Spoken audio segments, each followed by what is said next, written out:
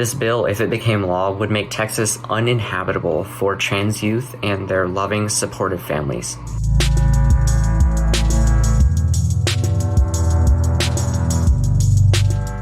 This bill, SB 1646 by Perry, is just barbaric and cruel.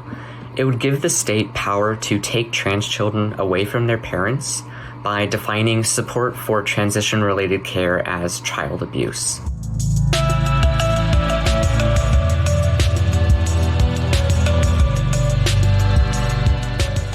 By the time I came out, I'd already begun female puberty, and the ways in which my body was changing were excruciating and caused severe anguish.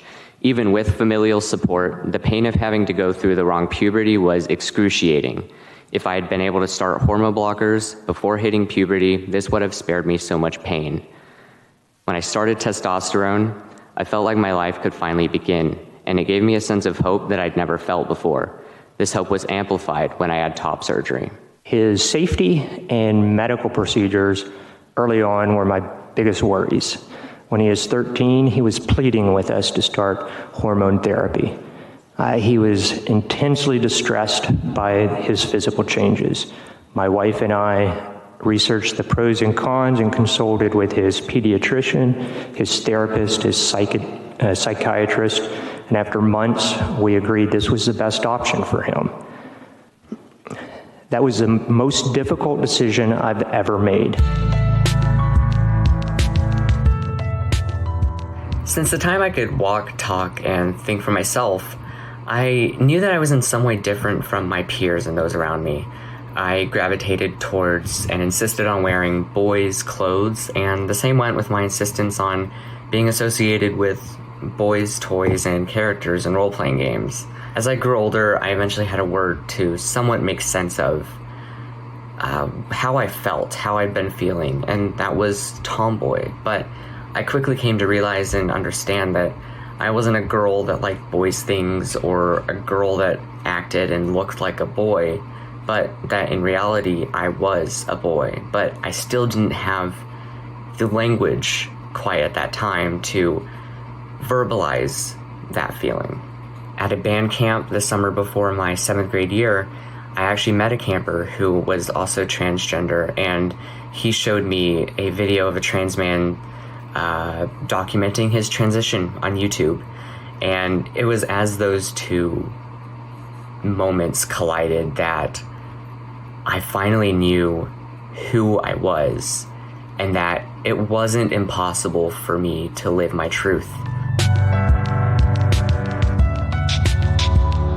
Being seen as who I truly am is a freeing and empowering feeling that all trans people deserve. I can't imagine what it would have been like had I not had that support.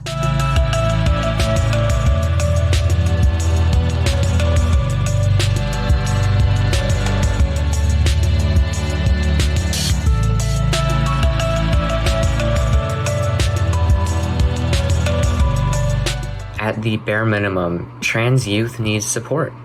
They need support from their families, their friends, schools, communities, and more. They need to be celebrated for and affirmed as who they are and know themselves to be in every aspect of their lives. On top of that, they need access to gender-affirming medical care, like hormone blockers for young trans youth, hormones, and gender-affirming surgeries if those are things that they feel is necessary for them.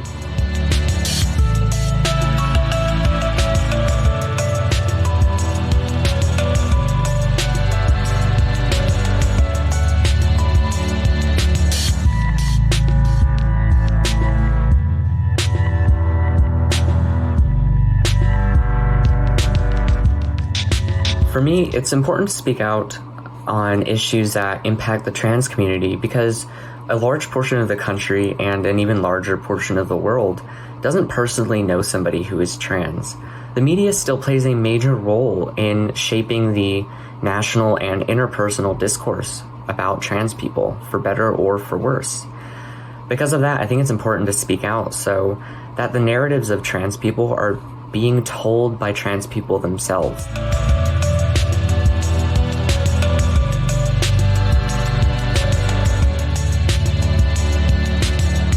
Gendercool's mission is to showcase who transgender and non-binary youth are, not what we are.